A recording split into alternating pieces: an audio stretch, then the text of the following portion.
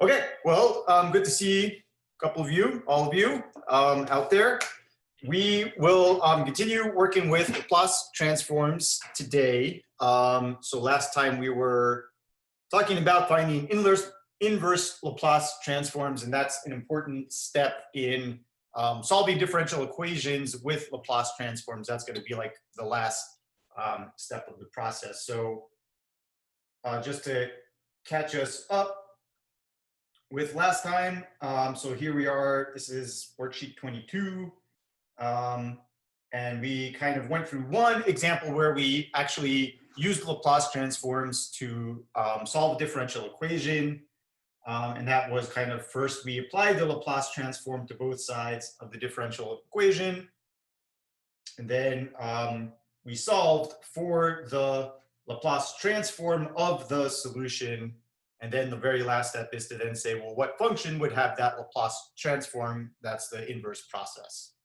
So it's another way of finding solutions for differential equations of any order, really. So just to make sure you guys are on track with what's left for the semester, not much. We've got homework due on Monday after the break. I am not going to give you any reading quizzes for next week, so just keep that in mind. Over the break, you can just focus on homework, and then I think we'll get through all of the material that we need to on Monday, and so on Wednesday, we can just kind of do a problem session and get ready for your exam. So your exam is on Monday of finals week, and it is going to focus on Laplace transforms. So any questions about that?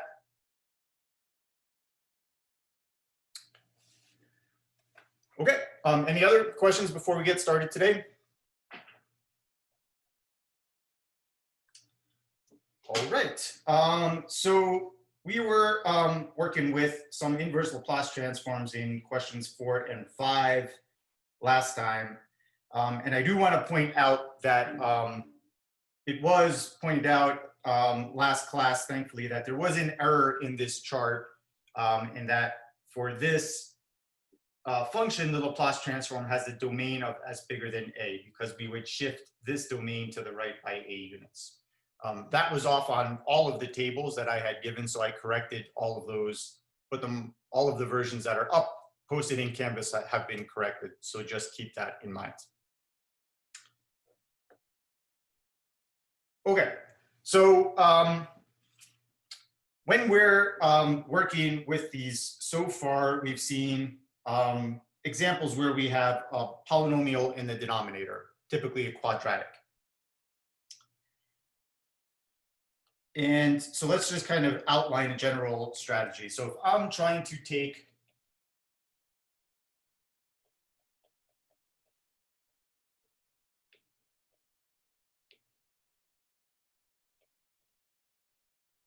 the inverse Laplace transform of a quotient of two polynomials. So I'm going to say P of S and Q of S are polynomials.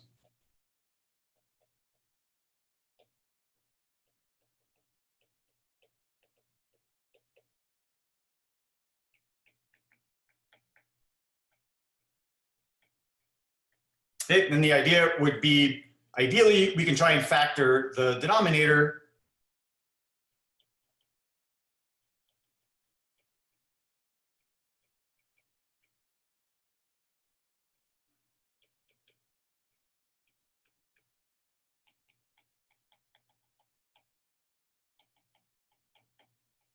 And then use partial fraction decomposition.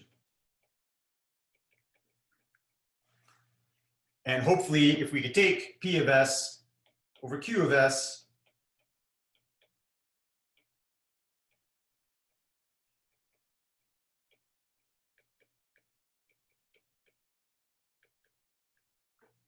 and we could break it up into a sum of things that look like this, then we could apply the inverse Laplace transform to that.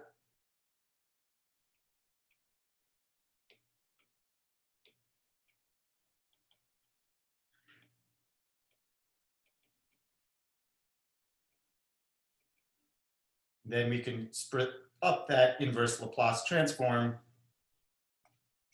through each of those terms due to the linearity of it. And then we know how to do each of these types of functions. These would be things that would look like a times e to the RT plus b times e to the R2t plus c times e to the R3t. So it works pretty much for the same reason that it works when we solve partial decomposition before. We can't integrate things that have quadratics in the denominator, but we can linear things. They give us natural logs. Here, the inverse Laplace transform of these sorts of looking functions would give us exponentials.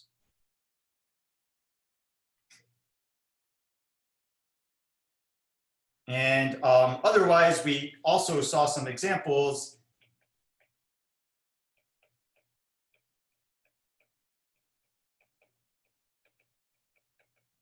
If the denominator does not factor,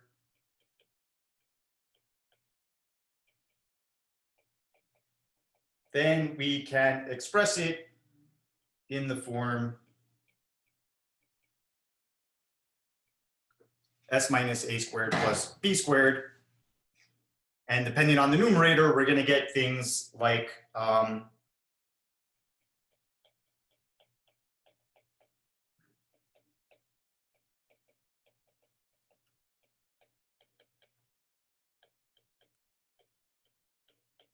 we'll get things like e to the at cosine bt and e to the at sine bt. So let's put these in practice for some trickier ones that we didn't quite get to last time.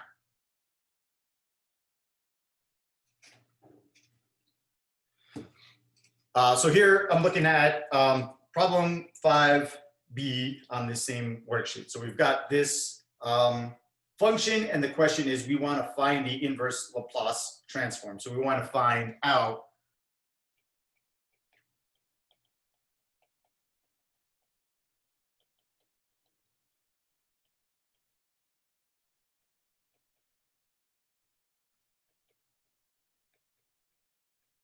that's kind of the question. What function, sorry, there's a delay here, f of t is going to have the Laplace transform that is equal to capital F of s.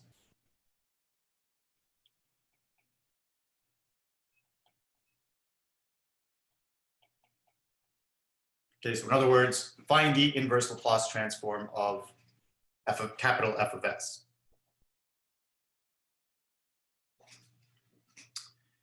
So kind of the first sort of, I'm having a flow chart of how I'm trying to do this would be, can we factor the denominator?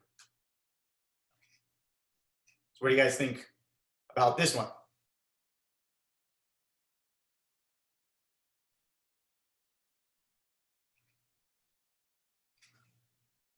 I say we cannot factor the denominator. Can't do something to it, right?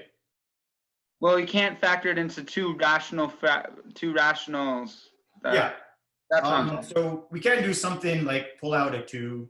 I don't know if that's going to be helpful here, but that might be a good first thing to consider. Yeah, but then here we can't get anything that multiplies to 5 and adds to -2, unless I'm really blind. That's right. So this quadratic down below, we can pull out a 2, but yeah, there's no things that are going to multiply to 5 and then add up to -2, right? So that's not going to work. So this doesn't factor. So we can try and complete the square on this. Or at least what I mean by that is write it in the form of like s minus a squared plus a b squared.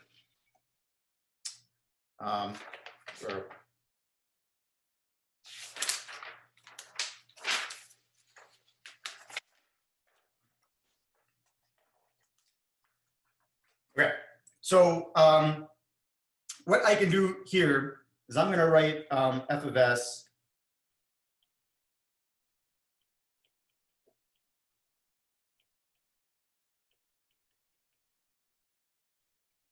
like that. Okay, so I can pull out the 3 from the top and pull out a 2 from the bottom, and then this we're going to be able to pull out in front of the inverse Laplace transform.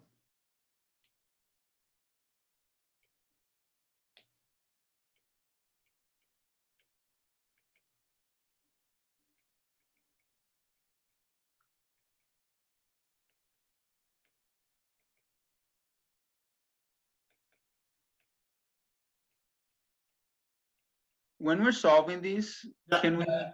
Oh yeah, so I see how you're doing it. You're just kind of rearranging f of s, and then you can put it into the, yeah.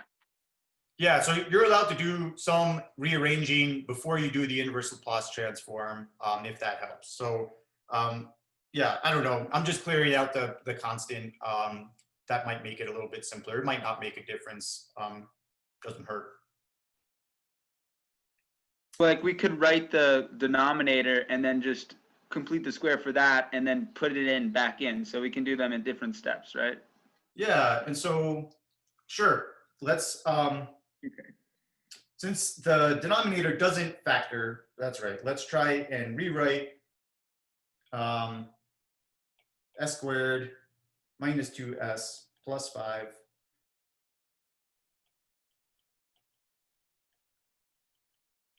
Let's try and rewrite it. Sorry, I have my a squared in the wrong place. S minus a squared plus b squared.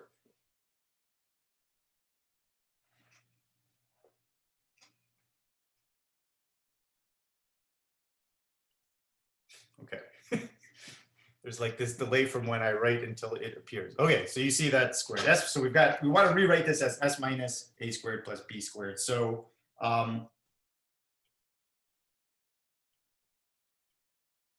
what's going to be our value for a in this case?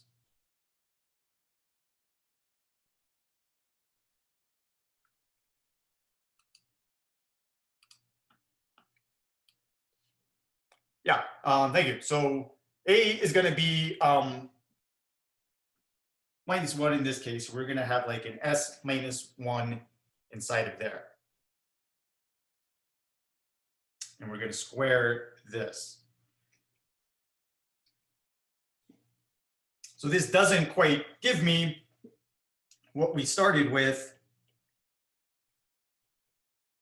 That gives me the s squared part, great. It gives me the 2s part, great, or the minus 2s part, but it doesn't give me the right constant. So how are we going to fix that?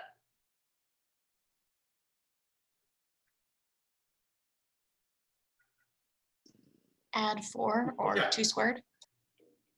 We're going to add 4 up top there.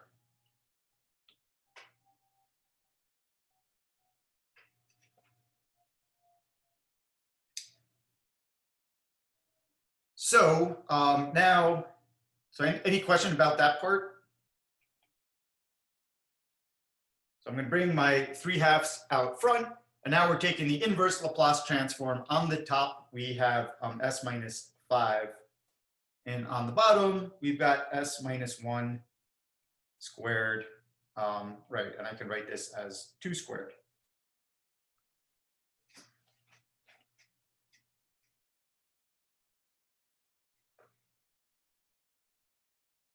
Sorry, I'll be right back down there.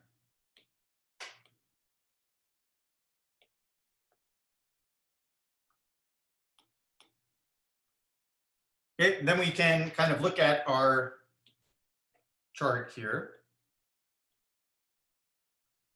and try and think about, well, which of these does it match up with? And again, since I see this s minus 1 squared plus 2 squared, seems like these would be the right candidates. So I don't need all these other guys. Well, that didn't work. Okay. So we only really need to focus on these last 2 rows of this table. And I actually don't have something that looks like either one of these. I have an s minus 5 over here. And so from this, at least we can see that our a value is 1 and our b value is 2, right? And so if I were trying to match it up with this one over here, the cosine, then the numerator should be s minus a, which in this case should be an s minus 1.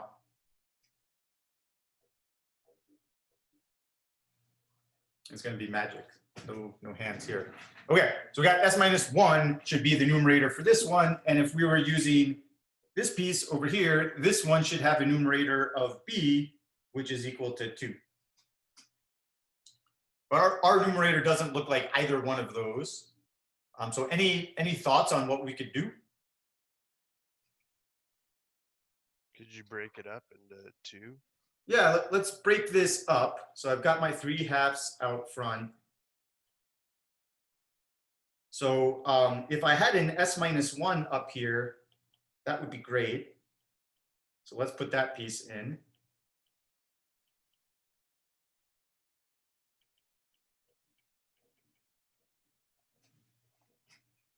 But I can't change the function.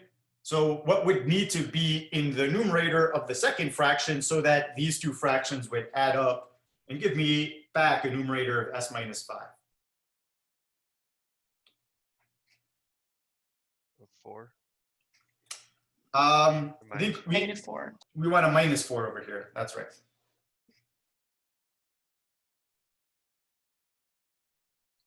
So there's going to be some thought that you're going to have to put into rearranging terms in the numerator as well, so that we can get these e times sine and e times cosine functions appearing inside the inverse Laplace transform.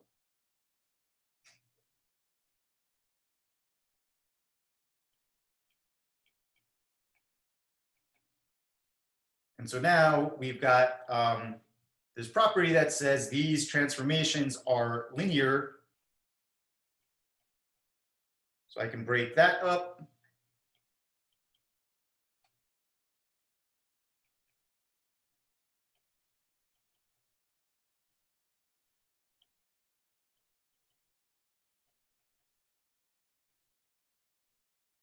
And I'm going to pull out a -2, since in the numerator for the other one, I just want to have the b on top. In this case, the b is 2. And now we've done some algebraic rearranging of things so that we took this capital F of s and we're able to rewrite it as a sum of two things that we can take the inverse Laplace transform of, at least from the table that we have.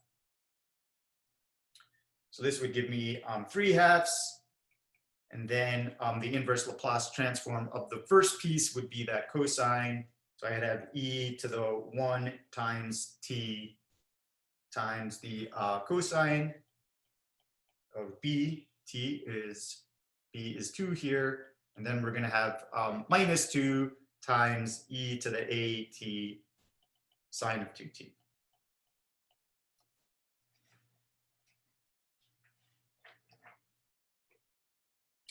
And so this, then we could distribute the 3/2 through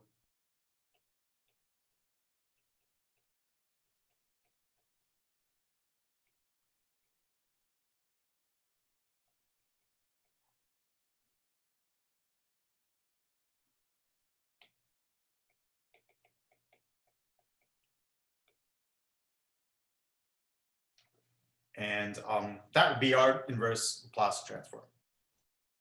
So would it also be possible for the b to be -2? Sorry? Would it also be possible for the b to be -2? B would not be -2. For the sine function, for the cosine function, it doesn't make a difference because the cosine function's even. So like the sine of t is the same as the sine of -t, but it does make a difference for the sine function. So yes, here we are requiring that b is a positive number. A could be positive or negative, but b is positive. Also, if we look at b squared, it'll never be -2. It'll never be a negative because it's b is squared plus is squared. Yeah, because I was looking at the top at sine, Mm-hmm. and then because it had a b on top, if b was -2, then we can just leave the negative up there. That's what I thought. Yeah, I guess that's, so you're right, because you're gonna get a negative on top. I mean, it's kind of a weird way to write it, I'll just say. It's kind of weird to put the negative inside of this sign and then put another negative outside of this sign when you could just make the B positive and not have to have the negative there. But you're right, yeah, I suppose you could do it either way. Okay. There was a question about the power A. Should this be a positive T or a negative T? Keep in mind that over here, the negative sign inside of S would give me a positive power over here. So when I have -1, that actually means that A is a +1 and we have a +1 over here. If you had a +1 over here, then that would give you a -T on the top. Yeah, and so yeah, just to kind of summarize the idea with the B, putting a negative B inside the cosine doesn't really affect it. So it looks a little bit cleaner not using the -1. And for the sine, if you do use a negative B, that negative would appear in the numerator as well. So just be sure you're consistent if you want to do it that way.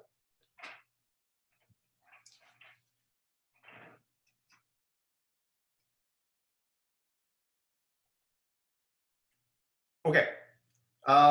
Any questions about that one?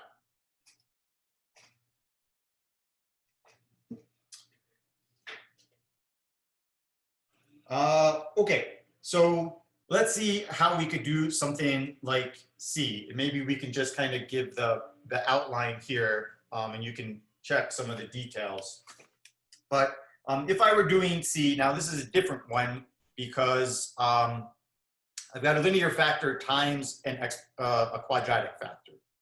And the quadratic factor here, s squared plus 9, that does not factor any further over the real numbers. So it's kind of like a combination of, we can factor this to some extent. We have some linear factors, but we do have some quadratic factors that can't be factored any further, at least over the reals. So this case here, what we can start to do is start off with the partial fraction decomposition.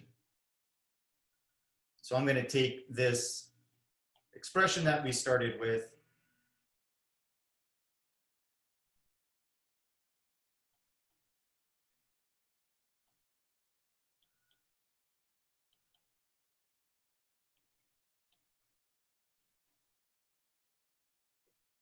and do partial fraction decomposition. But I made a mistake here on purpose.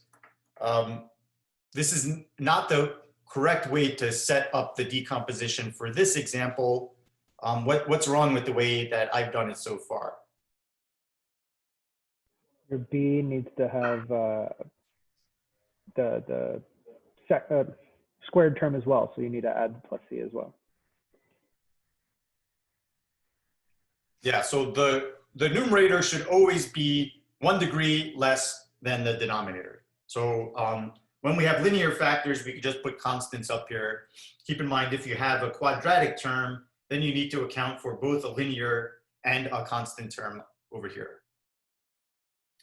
And so this would give you a resulting equation of 3 equations with 3 unknowns. I don't want to solve that together, but I'll leave that for you to practice.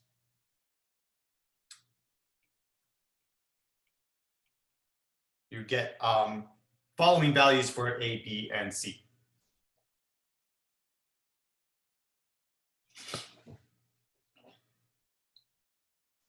Any questions about that?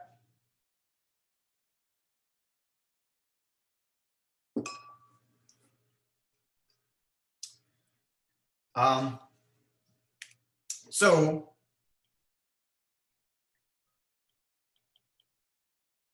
if we're doing the inverse Laplace transform of this, now I can split it up and take the inverse Laplace transform of this fraction plus this one.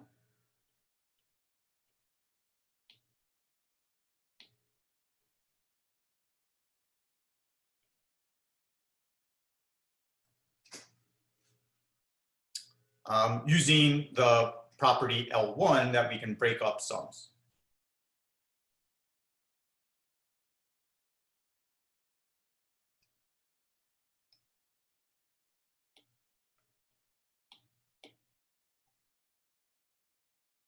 Let me bring this down over here.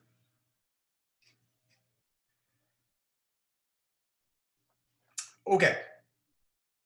And so now we can play this game of let's try and identify what we might have. So this one over here seems to look like it would be the Laplace transform of what type of function?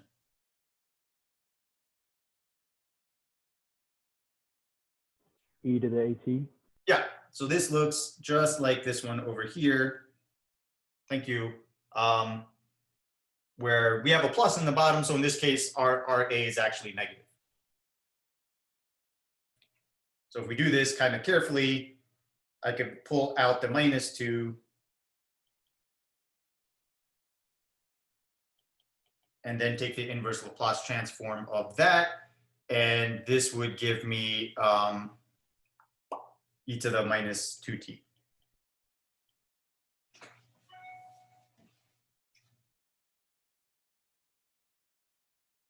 Okay, and again, right, because we have that addition, this is telling us that the A value is actually negative.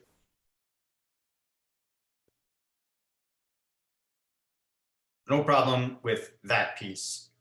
For the other piece, but question about that? So for this one, which one do you think it seems to match up with? Cosine of BT plus sine of BT. So we would have to split it up. Cosine of BT plus the sine of BT. So you're saying it's like a combo of something that looks like this and something that looks like that. Mhm. Yeah, and so that's right. So we do have this s squared plus b squared on the bottom, and the top has an s in it. So there should be some cosine piece in it. And it also has a piece that doesn't have an s in it. So maybe that's going to be some sine piece over here. So let's break that up. We can break this sums in the numerator without any difficulty. We just can't break up things in the denominator as easily.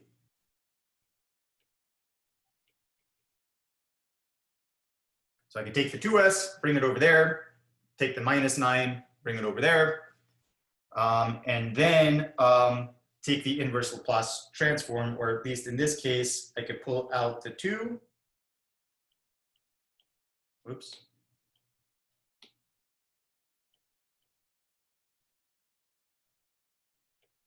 And this would relate exactly to this one over here.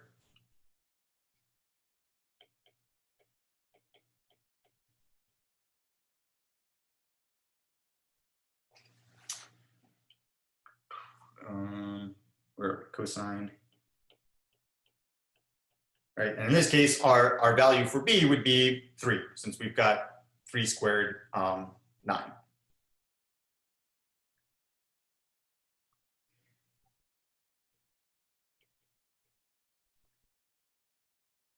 And so for the other piece that we're expecting to get a sine out of,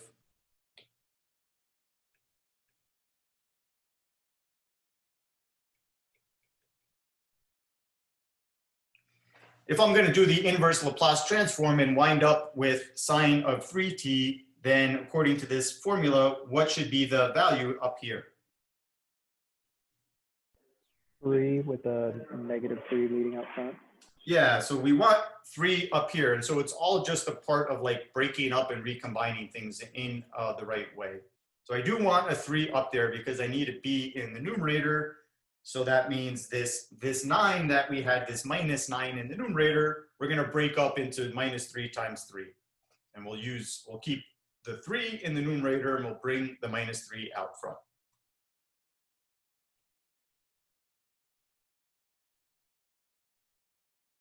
And then that gives us the inverse Laplace transform.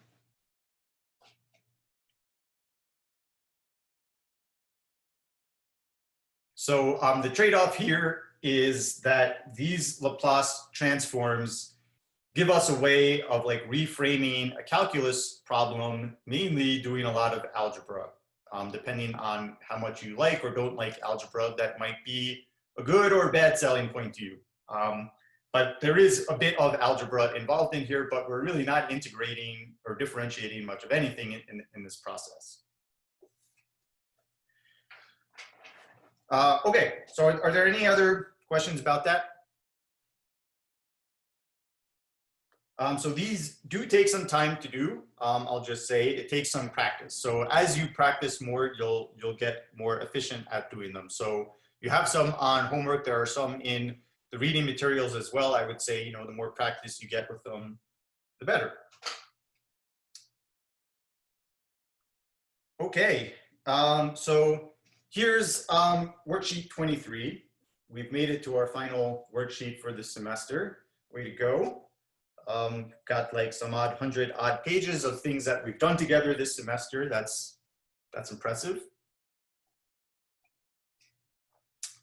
So yeah, let's kind of just make sure we've got the properties and the formula's nice and handy. And I do want to just point out that thanks for correcting this. This has been corrected everywhere. So we've got the right domain for this one. So now let's put all of these pieces together using these properties, and really the one that's going to be very important for us when we're applying the Laplace transform to a differential equation is being able to take the Laplace transform of derivatives.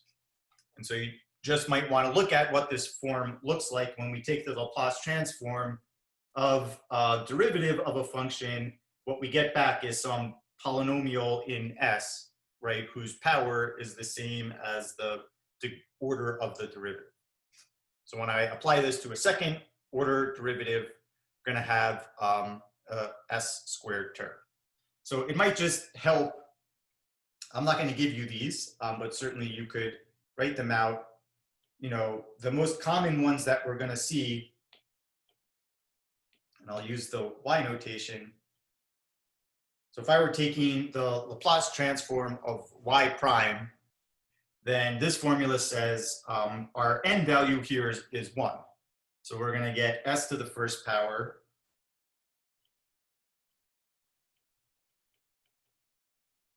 times the Laplace transform of y minus s to the 0 power times f of 0. Or in this case, that would be y of 0.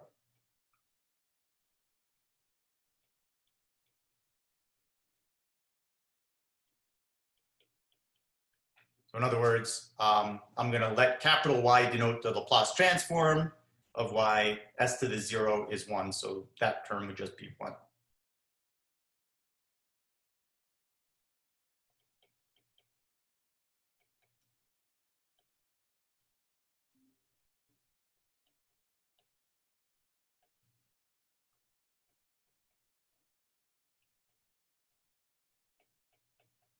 And if we were to apply this to the second derivative, then we would get s squared times the Laplace transform of y minus sy minus y prime.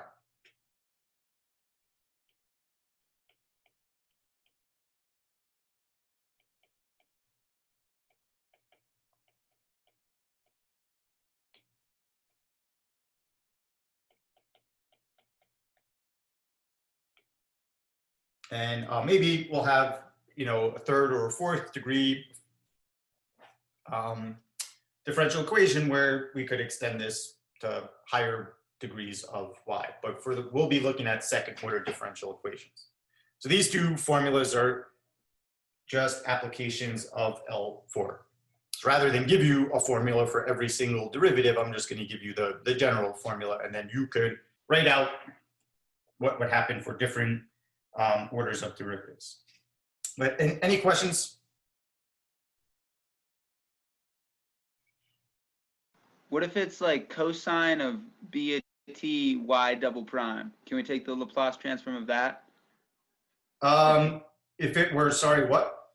If there was a nonlinear t function multiplied by y double prime, and y prime can we take the Laplace transform of that? A We can non-linear- for certain things. So we can, if we're multiplying by the t to the nth power, we have a property for that. And we can, if we are multiplying it by this, I'll say, yeah, for other things, there are other shortcuts and formulas that you could use. So yeah, you can do this if we don't have constant coefficients in front of each one. And we'll see some of those shortly. Yeah, so you might need to combine other properties along with this derivative property. Yeah. Okay, so again, you know, we'll think about this as like a three-step process. Take the Laplace transform of both sides. That's going to be a lot of using the table, basically, and using the derivative properties. Then we're going to solve for capital Y of S. And then the last thing is going to be to do what we were just practicing, take the inverse Laplace transform to solve for lowercase y of t.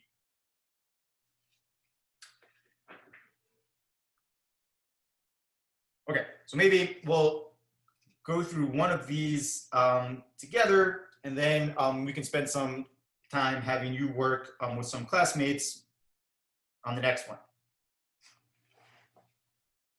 And this is what the last homework problem on the homework due for Monday goes through some of these. So you should be ready to get going with these over the break. You should be able to get through the homework.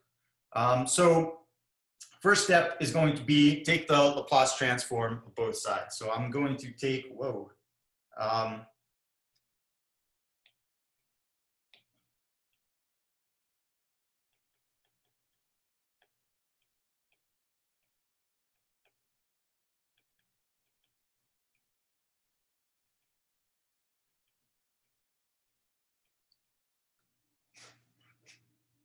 taking the Laplace transform of both sides and then using the fact that it's linear to break it up and pull out constants.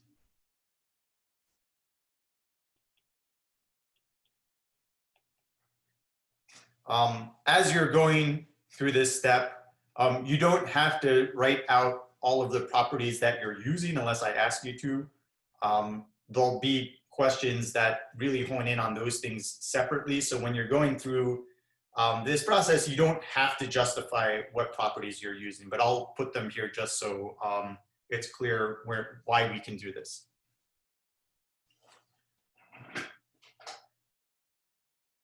Okay, so then for y double prime, we're just going to use this stuff over here.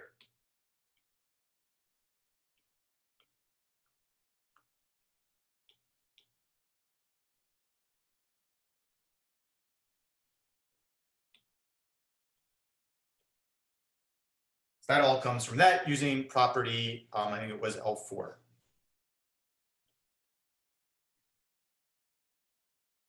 And we're going to use this result that we had over here as well.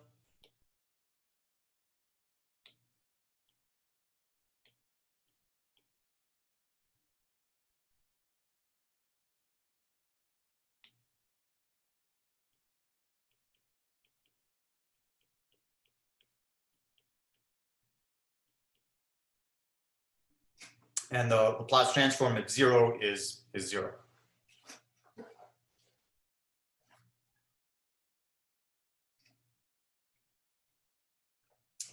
If this were non-homogeneous, just keep in mind we would have to use the table to figure out what the Laplace transform of the forcing function.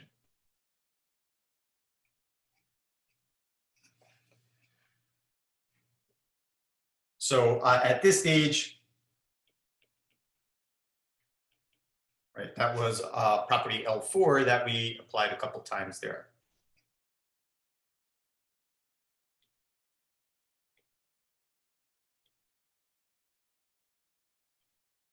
Now we can go ahead and plug in these initial conditions and recall that if we don't have initial conditions, then we can't use this method. So this method using Laplace transforms works when we have initial value problem.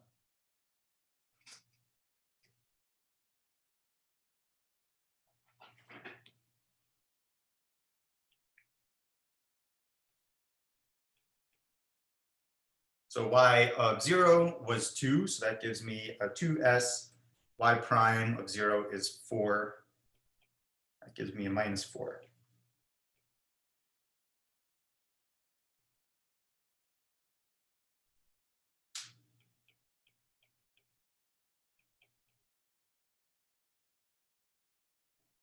So let me just.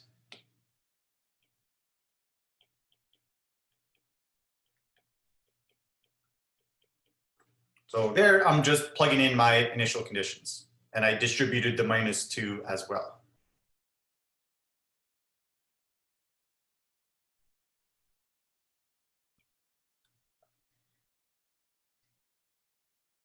Got a little lazy. These y's are functions of s.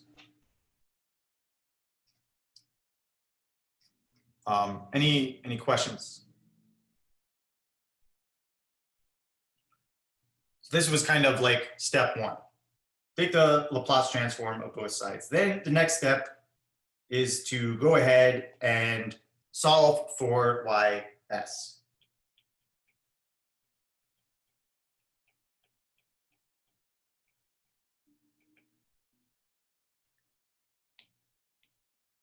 So we are going to want to group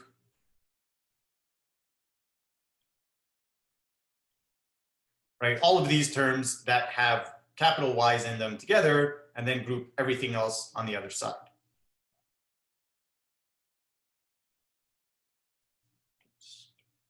So we've got s squared y minus 2s y plus 5y. All of that equals, I'm going to bring my 2s to the other side. And then I've got a minus 4 and a plus 4 that actually cancel each other out. So I think I get this at this stage.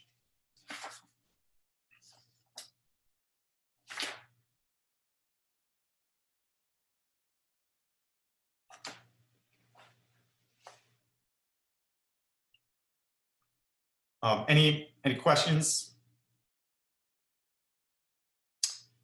And so then the point of grouping those terms is now we can solve for y of s. We can factor this out from every term.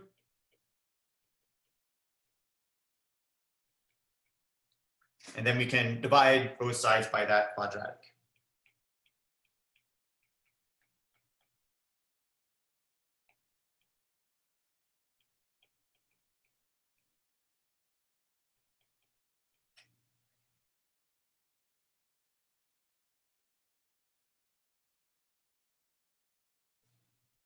And so now you see why we kind of focused on calculating the inverse Laplace transform of things that have quadratic terms on the bottom, is because if I'm doing this process for a second order differential equation, we're going to get s squared over here.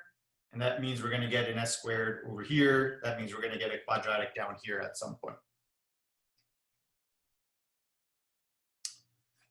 Let's see. And then this one, did we do already?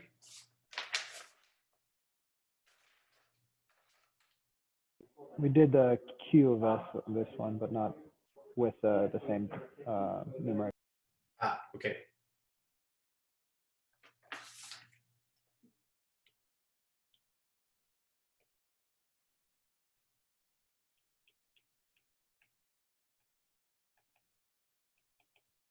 Correct. And then the last step is to take the inverse Laplace transform and therefore figure out what lowercase. So we're going to undo the very first thing that we did in this process, which was take Laplace transforms. So we want to calculate the inverse Laplace transform of 2s over s squared minus 2s plus 5. And here's a case where the denominator, we saw this exact thing before, doesn't factor over the reals.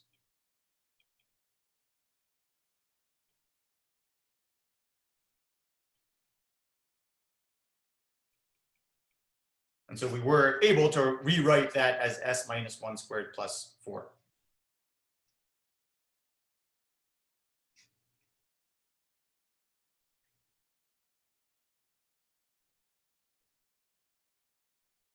Sorry, I'll be right back to there.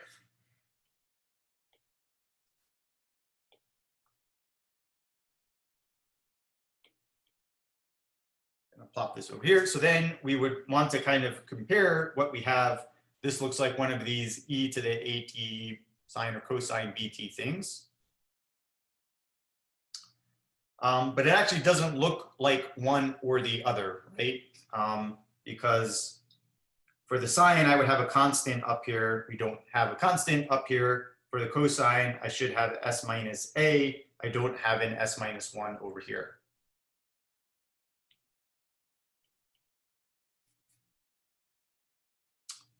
So let me just pull this out.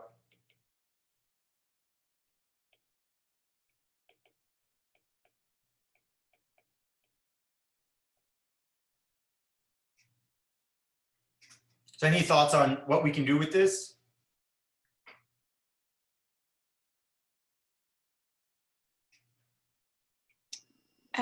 Could we split it into 2 and then subtract? So we have in the numerator s minus a for the first one, and for the second one, we could have plus a, and then I don't know if we could multiply by a scalar. Yeah, so if I had this, this would work at this point, right? At least this would give me the cosine part over here.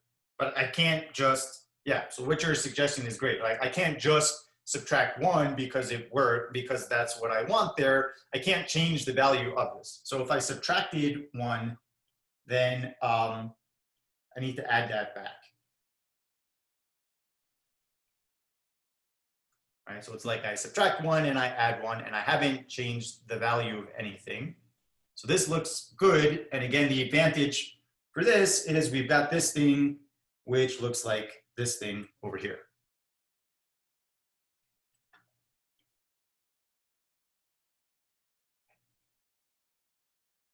So this matches up. And now we have this other piece that we would like to match up, but it doesn't. I should have a b up top over here, and I have a 1 up top over here. So what value would I want on the numerator in order to get the sine part back? 2. Yeah, I would want a 2 up here, but I can't just make that a 2 because I want to. So how could I put a 2 up there without changing the value? I think you had suggested it, Kirsten. Multiply by a scalar. Yeah, so I'm gonna put the 2 up there and just have a 1/2 out in front. And so that is the same thing as having the 1 in the numerator, right? So we had to do some complicated way of rewriting s over here. We wrote it as s minus 1 plus 1/2 times 2. That's all that's happening over on the other side. And the reason why we wrote it just so is because that's the way things look like in the table. That's how we can identify the inverse Laplace transforms from the table. So after all that, we've got 2, and this would be e to the a here is a positive 1, and my b value is 2. And then I've got 2 times 1/2, so that all cancels out. E to the t sine of 2t.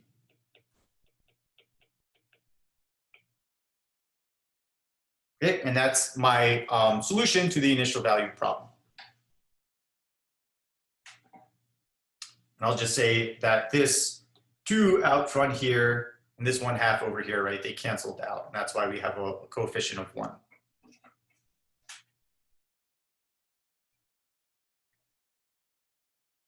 So there's no plus c's because this is an initial value problem? Sorry, did you say that again? There's no plus c's here because you give us the initial value, so there would. Yeah, that's exactly right. When we solve initial value problems, we get unique solutions. That's right. And so if we were doing this the old way, We certainly could find a characteristic equation, find the roots. It shouldn't be that surprising that we're getting things that look like this, right? This means that the characteristic equation had roots 1 plus or minus 2i, for example. So we certainly could do this, whoops, the original way when we first looked at this, but that would require us to first find the homogeneous solution, then plug in the initial conditions, and then solve for C1 and C2 and so on. So in this process, we're doing all of that at once. So that's one nice advantage to that.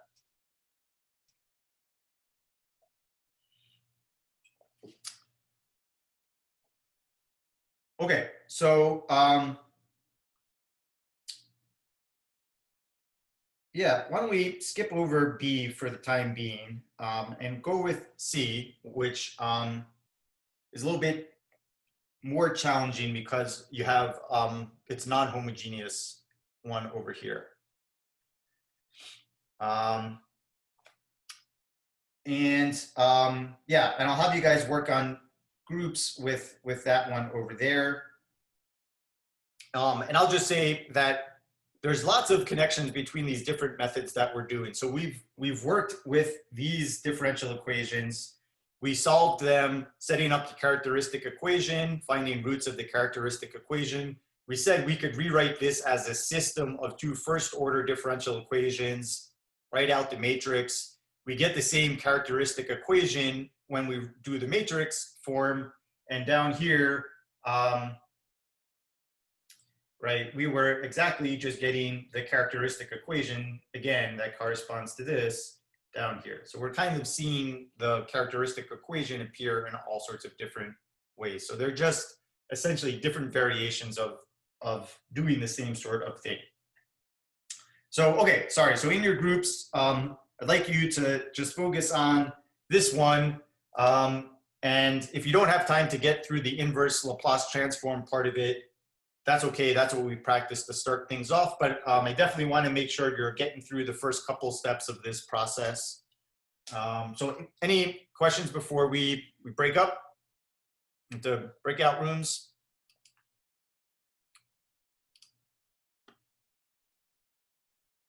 Okay, so breakout rooms are open. If you have any questions, just hit the ask me a question button and I'll see them appear. Otherwise, yeah, help each other out.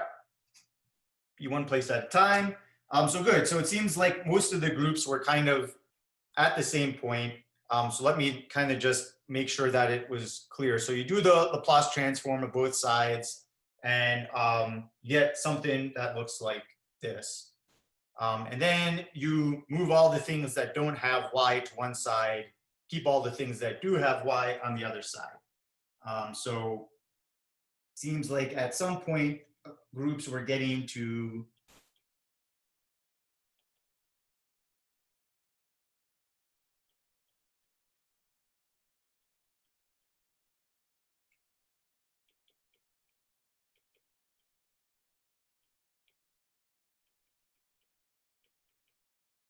where you had something about this. And then the idea is, okay, now we need to do the inverse Laplace transform. You might have written this in an equivalent but slightly different way. And at this stage, you have these polynomials in the bottom. And you've got this sum. So you can think about taking this Laplace transform, taking that Laplace transform.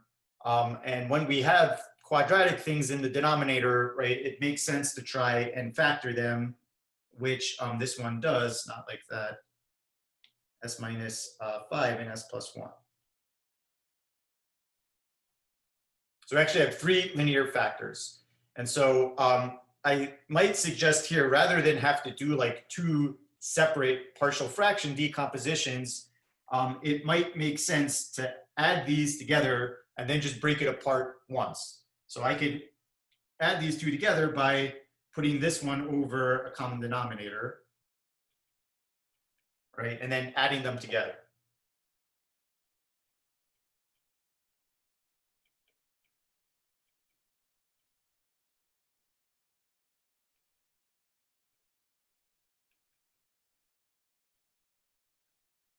So after doing some algebra, you can write it in the form that capital Y is going to equal some quadratic term divided by some cubic thing, which can be factored into 3 linear factors. And at that stage,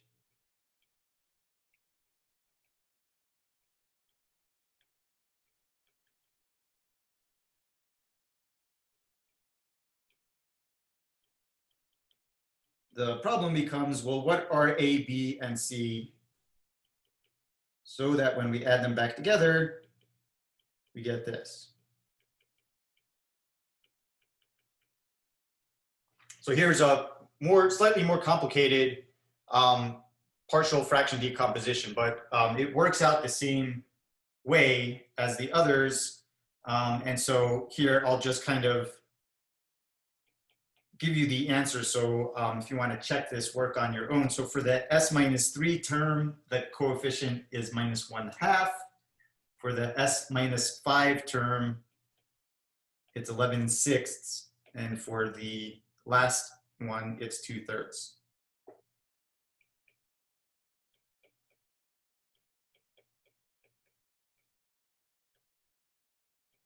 So that means we could take that fraction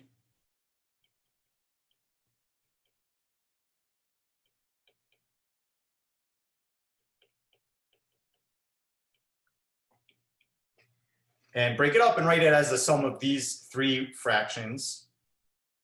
And then each of these is an exponential, right? We can do the inverse Laplace transform and get an e to the AT out of it.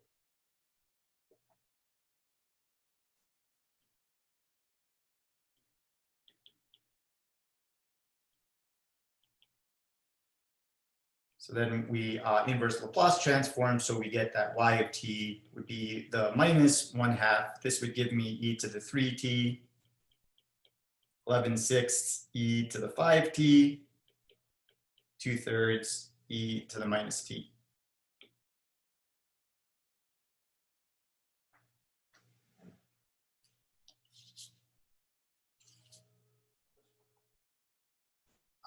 So definitely give this thing a review. I know that people are going through it kind of at different paces, and that's totally fine. But if you have any questions about it, please let me know. I'll be around over the break. I've got office hours tomorrow, but we'll do some more examples next time. This should give you enough to get going for all of the homework. The piece that we haven't talked about yet is what happens when we now have non-constants as our coefficients. You don't have any on homework that ask you to do this, so you can get going on the homework. We'll talk about this on Monday, and you might see one of these on your exam, so definitely want to make sure that we practice some of those as well. Okay, well, thanks everyone. Have a nice Thanksgiving break if I don't see you before then. And yeah, got one last week, so when we come back after the break, there's really not much new content we'll have to talk about, but just practice more of these. Okay, have a nice weekend. Have a nice Thanksgiving. See you guys in a week and a half.